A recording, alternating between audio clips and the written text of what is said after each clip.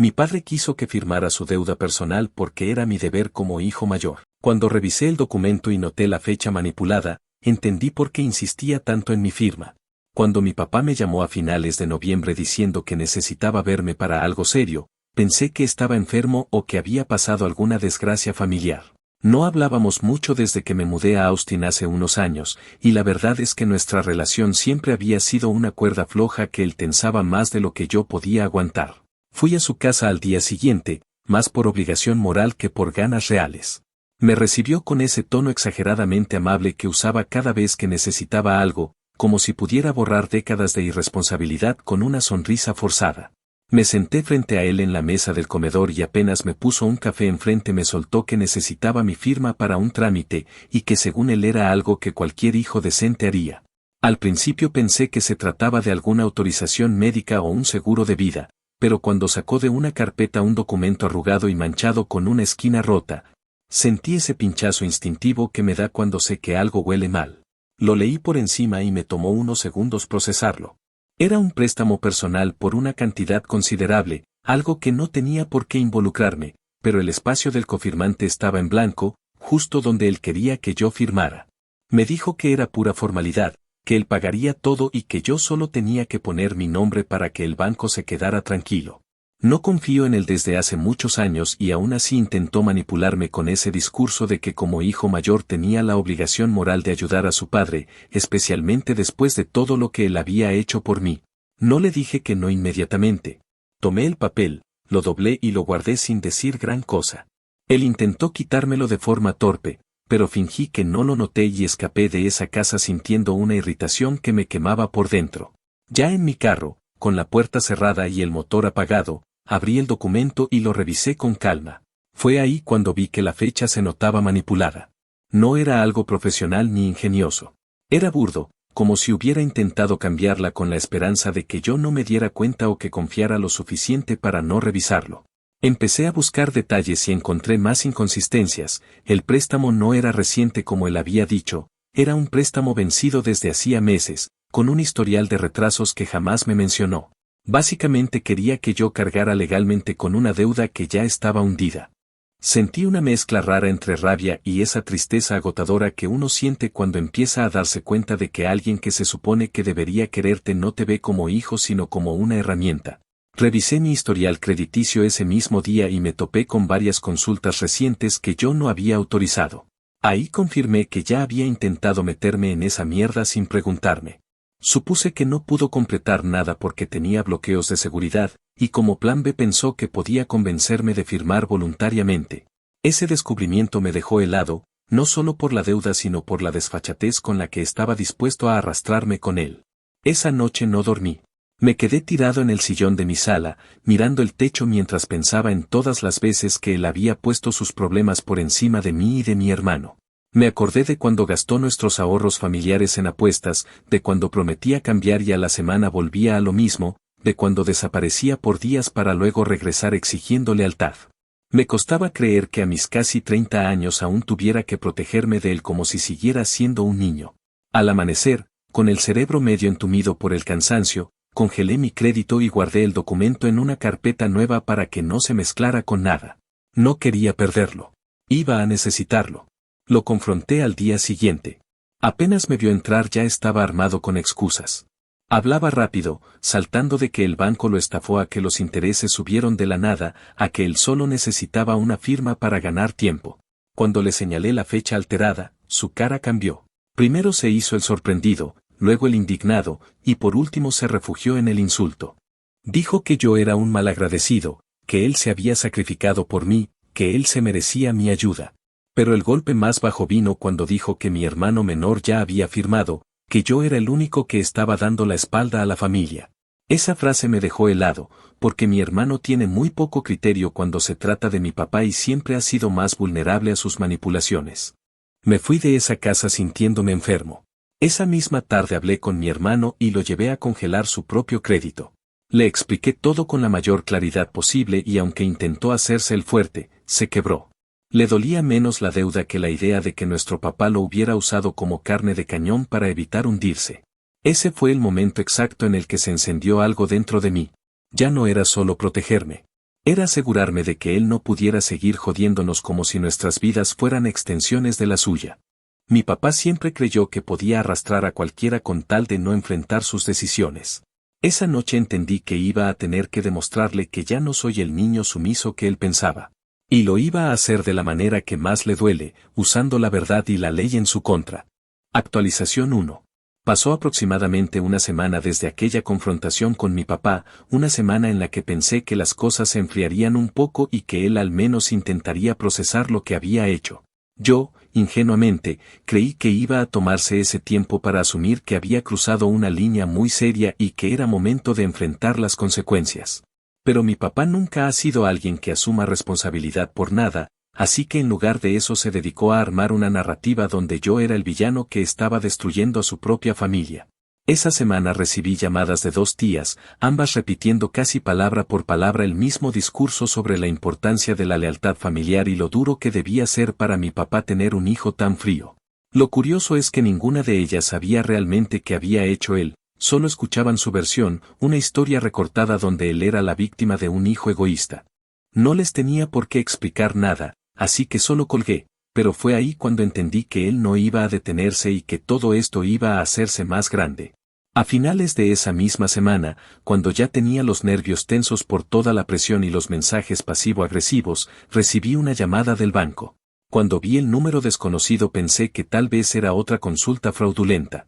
Contesté con la voz cansada y lo primero que me dijeron fue que querían revisar una actividad sospechosa relacionada con un préstamo. Resulta que mi papá, desesperado por empujarme dentro de esa deuda, había intentado mover piezas que ya ni siquiera estaban legalmente a su alcance. El asesor me pidió que llevara cualquier documentación que tuviera sobre el asunto.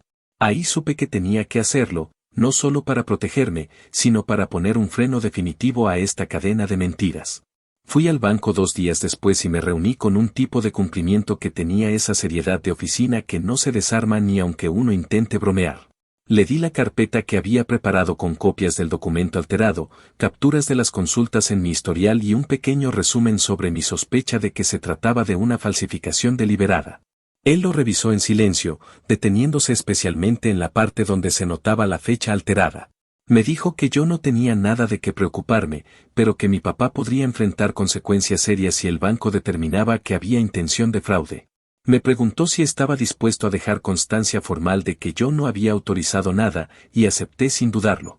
Sentí una mezcla rara de alivio y rabia contenida, como si finalmente alguien más estuviera viendo lo que yo había vivido durante años. Cuando salí del banco, mi teléfono estaba lleno de mensajes de mi papá. Empezaban con súplicas, luego insultos, luego reproches mezclados con frases que pretendían sonar emotivas.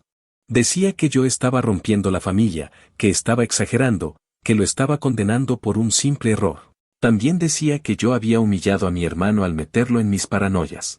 Según él, yo era tan desconfiado y tan rencoroso que estaba metiendo al banco en asuntos que podían resolverse en casa. Ninguna de esas palabras logró moverme. Siento que algo dentro de mí se solidificó en ese momento, como si hubiera llegado al límite exacto donde la culpa ya no me afecta y donde pude ver con absoluta claridad que él nunca iba a cambiar. Que para él yo siempre iba a ser el recurso disponible, el instrumento perfecto para salvarlo de sus propios errores. Un par de días después de mi visita al banco, decidí enfrentar la situación con mi hermano de manera más profunda. No quería que él siguiera sintiéndose culpable por haber firmado aquello sin saber lo que implicaba. Nos sentamos en la mesa de mi apartamento mientras él trituraba el borde de una servilleta como si pudiera desaparecerla con los dedos. Le expliqué todo con calma, cuidando mis palabras para que no se sintiera un idiota por haber confiado en nuestro papá. Me dijo que cuando él le pidió la firma, lo hizo con un discurso parecido al mío, que supuestamente era un trámite rutinario y que solo necesitaba una firma para arreglar un detalle. Mi hermano no revisó el documento porque jamás imaginó que nuestro papá se atrevería a usarlo así. No quiso admitirlo explícitamente, pero yo vi en sus ojos que le dolía más la traición emocional que el riesgo financiero. Al día siguiente de esa conversación, mientras yo intentaba concentrarme en el trabajo sin mucho éxito, mi hermano me escribió para decirme que había recibido también llamadas de familiares que le exigían que hablara conmigo para arreglar las cosas y que dejara de atacar a nuestro papá. Él les dijo que no sabía de qué estaban hablando y que no quería que nadie se metiera. Esa respuesta aparentemente simple le costó un aluvión de mensajes culpabilizadores. Ahí comprendimos los dos que nuestro papá había activado su red de lástima, ese mecanismo patético que usa para presentarse como un hombre injustamente castigado por los hijos ingratos que él crió con tanto esfuerzo. La tensión llegó a un punto incómodo cuando finalmente lo volví a enfrentar, esta vez por teléfono. Él estaba furioso porque el banco lo había contactado para revisar su documentación y, según él, yo había actuado con intención de destruirlo. Intentó convertir la conversación en un chantaje emocional. Me dijo que si seguía adelante, él podría perderlo todo y que yo jamás podría vivir con esa culpa. Yo escuché en silencio durante varios minutos, como quien observa una tormenta desde lejos sin mojarse. Cuando finalmente hablé, le dije que no iba a cargar con una deuda que no era mía, que no iba a permitir que arrastrara a mi hermano y que ya no iba a seguir siendo responsable de limpiar sus desastres. Él respondió con un silencio largo, y después soltó algo que jamás olvidaré. Dijo que yo solo estaba vengándome por todos los errores que él cometió cuando era joven, que yo guardaba rencor como si fuera un hobby y que algún día me arrepentiría de no haberlo protegido. Me soltó aquello como si él fuera víctima de mis decisiones y no al revés. Cuando colgué, sentí una calma extraña, como si la conversación hubiera marcado un punto sin retorno. Ya no había nada que arreglar entre nosotros.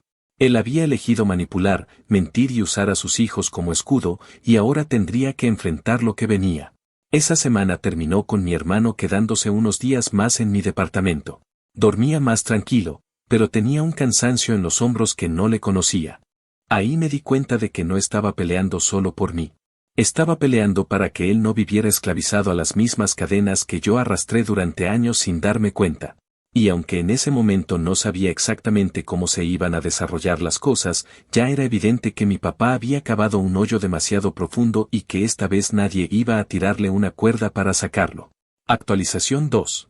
Pasaron varias semanas después de aquella llamada en la que mi papá intentó culparme por las acciones que él mismo había puesto en marcha. Durante ese tiempo, yo seguí recibiendo mensajes de familiares repitiendo las mismas frases que él seguramente les había dictado. Cada uno venía con el mismo tono moralista y la misma cantaleta de que la sangre es la sangre y que un hijo jamás debería poner en evidencia a su padre frente a un banco. Me acostumbré a ignorarlos, pero mi hermano no tuvo la misma suerte. A él lo atacaron por otro frente, desde la lástima hasta la manipulación más descarada, y aunque intentaba mostrarse fuerte, yo podía ver que la situación lo estaba desgastando más que a mí. Aún así, la calma relativa que mantuvimos durante esa semana sirvió para que ambos pudiéramos pensar con claridad qué significaba todo esto y hacia dónde estábamos dispuestos a llegar para detenerlo. El salto grande en el conflicto vino a finales de diciembre, cuando recibí una llamada del mismo tipo de cumplimiento del banco que había visto anteriormente. No era una llamada casual ni una simple actualización, había un tono más rígido en su voz, como si la situación hubiera escalado de una manera que yo no anticipé. Me dijo que el equipo de revisión interna había encontrado irregularidades adicionales en la documentación de mi papá. Había no solo una fecha alterada, sino también discrepancias en las firmas anteriores. Inconsistencias en documentos que él había presentado para justificar retrasos e incluso un intento reciente de corregir un formulario sin la autorización correspondiente. Yo sabía que mi papá era irresponsable, pero no dimensionaba que estuviera jugando a ese nivel con papeles legales. El empleado me explicó que, por política, tenían que investigar a fondo cualquier actividad que se percibiera como un intento deliberado de manipular información para obtener beneficios financieros. Aclaró que yo no era parte del problema, pero que necesitaban que confirmara por escrito que no había firmado, aprobado ni dado consentimiento para ningún movimiento reciente. Cuando colgué, sentí una mezcla rara de alivio y nerviosismo, como si la situación estuviera dejando de ser un problema familiar y pasando a convertirse en algo mucho más grande. Esa misma tarde, mientras estaba sentado frente a mi computadora tratando de terminar algunos pendientes del trabajo, mi papá decidió llamarme. No mensaje, no nota indirecta, sino una llamada directa cargada de una tensión que apenas se podía disimular. Contesté porque sabía que ignorarlo solo iba a darle más excusas para manipular a mi hermano o a otros familiares. Él no perdió tiempo y empezó a gritar que el banco estaba persiguiéndolo porque yo los había alimentado con mentiras. Dijo que había recibido notificaciones formales pidiéndole que presentara documentos de respaldo, que aclarara las inconsistencias y que justificara por qué aparecía mi historial crediticio en consultas relacionadas con su préstamo. En vez de reconocer que todo se debía a sus propias decisiones, insistía en culparme, como si yo hubiera controlado la mano que él usó para alterar la fecha o la mente que lo llevó a pensar que podía falsificar papeles y que nadie se daría cuenta. En esa llamada hubo un momento particularmente revelador. Él me reclamó que yo estaba destruyendo su vida y que no sabía cuánto daño podía causarle esta pequeña confusión. Lo dijo con una liviandad que me provocó un enfado que tuve que contener para no engancharme. Cuando mencionó a mi hermano, diciendo que él sí había sido un buen hijo porque lo había apoyado sin hacer tantas preguntas, sentí que se me encogía el pecho. Mi papá tenía décadas usando ese tipo de comparaciones para dividirnos. Lo hizo cuando éramos niños, cuando éramos adolescentes y ahora que somos adultos todavía intentaba manipularnos con ese mismo guión gastado. Lo interrumpí y le dije que no volviera a meter a mi hermano en la conversación, que él no tenía por qué cargar con una decisión que ni siquiera tomó con información completa. Él quiso seguir, pero yo corté la llamada. No podía seguir escuchando ese circo de distorsiones. Unos días después, la situación se volvió más tensa cuando mi hermano me contó que mi papá había ido a verlo personalmente. No lo llamó, no lo invitó a hablar, simplemente llegó a su apartamento sin avisar. Entró con la urgencia teatral que siempre usaba cuando quería provocar culpa. Según mi hermano, le dijo que yo estaba intentando arruinar su vida y que si él no lo apoyaba ahora, toda la familia se iba a ver afectada, que incluso podrían embargar cosas. Que él podría terminar en un problema legal por culpa de mis caprichos. Mi hermano, que es más calmado que yo, le respondió con serenidad que no iba a afirmar nada más, que ya había hablado conmigo, que había entendido la situación y que no pensaba dejarse manipular. Mi papá reaccionó como esperaba, levantó la voz, se victimizó, dijo que lo estábamos abandonando como si fuera un desconocido. Mi hermano me dijo que se quedó quieto escuchándolo hasta que finalmente le pidió que se fuera. Cuando me lo contó, noté que le temblaba un poco la voz, y aunque dijo que estaba bien, yo sabía que ese encuentro lo había desgastado emocionalmente. La tensión familiar alcanzó un nuevo nivel cuando empezaron los rumores. Una prima me escribió para preguntarme si era cierto que yo estaba metiendo en problemas legales a mi propio papá por venganza. Alguien más preguntó si necesitaba terapia porque parecía que tenía mucho resentimiento acumulado. Me sorprendió la creatividad de las versiones que él había propagado. En su versión de los hechos, yo era un hijo lleno de rencor que quería verlo caer, y él era un hombre humilde que había cometido un pequeño error administrativo. En ninguna de esas historias mencionaba que había intentado colgarme una deuda, ni que había usado la firma de mi hermano como escudo, ni que había manipulado fechas para esquivar responsabilidades. Era impresionante verlo acomodar la realidad para hacerse quedar como un mártir. A mediados de enero, llegó otra llamada del banco. Esta vez fue más formal, más fría. Me informaron que el caso de revisión había avanzado lo suficiente como para abrir un expediente de incumplimiento. No usaron palabras complicadas, pero yo entendí perfectamente que el asunto ya estaba fuera del terreno familiar. Me explicaron que no podían compartir todos los detalles, pero sí me dijeron que la evidencia sugería un patrón de alteración de documentos y que, dependiendo de lo que encontraran en las siguientes semanas, podían tomar medidas adicionales. Me agradecieron mi cooperación y me recalcaron que mi historial no se vería afectado porque yo había actuado de manera preventiva. Cuando colgué, sentí por primera vez que la situación estaba llegando a un punto en el que todo lo que mi papá había estado evitando durante años finalmente lo había alcanzado. Él siempre tuvo la habilidad de salir corriendo antes de que las consecuencias lo alcanzaran, pero esta vez no tuvo dónde esconderse. Esa noche me quedé pensando en todo lo que había pasado desde la primera vez que me puso el documento frente a la cara. Pensé en cuántas veces me callé para evitar problemas, en cuántas ocasiones solté cuerda con tal de no pelear y en cómo él siempre interpretó esa paciencia como permiso para seguir cruzando límites. Esta vez no cedí, y aunque había momentos en los que dudaba si estaba exagerando, cada nueva acción suya me recordaba que estaba haciendo lo correcto. No solo por mí, sino por mi hermano. Esa convicción se hizo más fuerte cuando él, sentado en mi sala tomando una lata de cerveza, me dijo que era la primera vez en años que sentía que tenía derecho a decir que no sin miedo a represalias emocionales. Ese comentario, dicho casi en voz baja, me confirmó que no podíamos permitir que nuestro papá siguiera operando bajo las mismas reglas con las que nos había criado. A final de ese mes, cuando ya parecía que la situación estaba estabilizada, recibí un último mensaje de mi papá, mucho más corto que los anteriores. Decía que estaba decepcionado de mí, que éramos unos traidores y que cuando él cayera nosotros seríamos los culpables. Leí ese mensaje una sola vez y lo dejé sin responder. Entendí que estaba entrando en la etapa de victimización absoluta, en la que ya no hay diálogo posible porque todo está filtrado por el resentimiento que él mismo provocó. Y así, casi sin darme cuenta, llegué al punto donde su opinión dejó de importarme por completo. No fue un acto impulsivo ni un estallido emocional, sino una conclusión inevitable después de ver la forma en que él eligió navegar este conflicto. Había pasado de ser un padre en problemas a ser un hombre dispuesto a sacrificar a sus propios hijos para salvarse. Y aunque suene frío, ese día dejé de sentir la obligación moral que cargué durante toda mi vida. A partir de ahí, solo quedaba esperar a que las consecuencias terminaran de alcanzarlo. Actualización final. Aproximadamente 3 meses después de aquella última oleada de mensajes en los que mi papá me culpaba por todo lo que estaba enfrentando, la situación terminó de caer por su propio peso. Para ese punto, yo ya había recuperado por completo mi estabilidad emocional, aunque aún quedaban rastros de cansancio por el desgaste acumulado. Durante ese tiempo, mi hermano y yo nos mantuvimos más unidos que nunca, casi como si estuviéramos reconstruyendo un vínculo que en algún momento se había debilitado por la influencia de nuestro papá.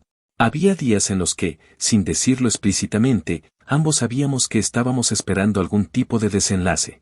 Y aunque intentábamos seguir con nuestras vidas, la sombra de lo que estaba pasando con él siempre se asomaba. Ya fuera por una llamada inesperada de algún familiar o por alguna actualización del banco que llegaba de manera rigurosa pero inevitable. El salto de tiempo fue suficiente para que los procesos internos del banco avanzaran a un nivel donde ya no necesitaban más declaraciones de mi parte. Un día de febrero recibí un correo electrónico que, aunque no contenía detalles específicos, sí me informaba que el caso había sido elevado como un incumplimiento grave y que se habían tomado medidas sobre las cuentas asociadas a mi papá. No mencionaban directamente la palabra sanción, pero la redacción era clara: el banco había cerrado sus líneas de crédito, congelado cualquier intento de refinanciamiento y había iniciado los procedimientos correspondientes para recuperar el dinero pendiente del préstamo que él ya no podía cubrir. Ese mismo día, sin necesidad de preguntarlo, supe que él había perdido su trabajo porque dependía del coche de la compañía para moverse y la empresa no toleraba problemas legales relacionados con actividades financieras dudosas. La caída había comenzado. Mi papá no tardó en enterarse de que las cosas estaban saliendo de control. Me escribió un mensaje largo, casi incoherente, donde mezclaba insultos, súplicas y amenazas vagas que pretendían sonar intimidantes pero solo reflejaban desesperación. Decía que yo era el culpable de que lo estuvieran persiguiendo, que gracias a mi falta de lealtad ahora lo habían convertido en un objetivo y que jamás imaginó que un hijo pudiera hacerle algo así a un padre. Lo curioso es que, incluso en ese punto, no había una sola palabra que hiciera referencia a lo que él había hecho para llegar allí. No había reconocimiento del daño, ni una expresión mínima de responsabilidad. Solo ese discurso torcido en el que él se veía como víctima de una conspiración familiar encabezada por mí. No respondí, porque entendí que cualquier intento de diálogo iba a sumergirme nuevamente en un ciclo del que había trabajado demasiado para salir. Después de perder su trabajo, mi papá intentó quedarse en su apartamento, pero no tenía ahorros ni plan real para sostener sus gastos. Al cabo de un mes, una tía terminó llevándolo a vivir con ella. Me enteré por un mensaje del esposo de esa tía, quien al parecer no estaba nada contento con la idea de tener a un hombre adulto viviendo en un cuarto extra sin aportar nada. Según él, mi papá había llegado con la actitud de alguien que todavía se creía con derecho a recibir favores, como si lo que estaba pasando fuera un inconveniente temporal causado por la maldad ajena y no una consecuencia directa de sus actos. Ese relato me ayudó a confirmar algo que llevaba tiempo sospechando: mi papá no estaba procesando la situación como un adulto, sino como alguien que esperaba que la vida se acomodara mágicamente a sus deseos. Exactamente igual a como lo hizo toda su vida. Conforme pasaron las semanas, fui recibiendo menos noticias directas de él, pero más comentarios indirectos de familiares que parecían rotar entre dos posturas: o estaban indignados porque yo no lo ayudaba, o finalmente estaban empezando a ver la realidad tal como era. Una prima me dijo que había ido a visitarlo y que él se la pasó toda la tarde repitiendo el mismo discurso de que sus hijos lo habían traicionado. Lo describió como alguien que hablaba desde un guión aprendido y no desde una reflexión real. Ella misma, que en un inicio me había criticado, terminó admitiendo que había escuchado suficientes inconsistencias como para entender que su relato no cuadraba. Fue una sensación extraña, porque aunque nunca busqué convencer a nadie de mi versión, escuchar que otros empezaban a darse cuenta de la verdad me dio una tranquilidad que no esperaba. En paralelo a todo esto, la relación con mi hermano tomó un rumbo más sólido. Él ya no cargaba ese temor infantil de decepcionar a nuestro papá, ni ese peso emocional que le hacía sentir que estaba traicionándolo cada vez que ponía límites.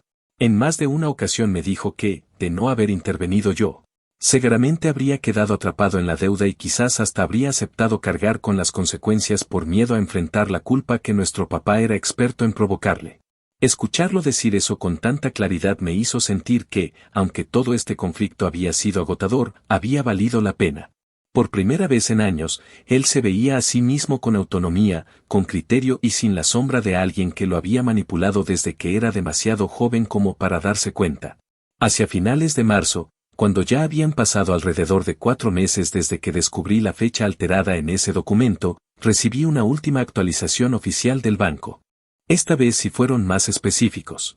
Me informaron que habían concluido que la documentación presentada por mi papá contenía alteraciones deliberadas y que los intentos de vincular mi información crediticia sin mi autorización constituían una violación directa a sus políticas. Por esa razón, habían cerrado definitivamente sus líneas de crédito, inhabilitado cualquier renovación futura y registrado el caso internamente como un comportamiento fraudulento.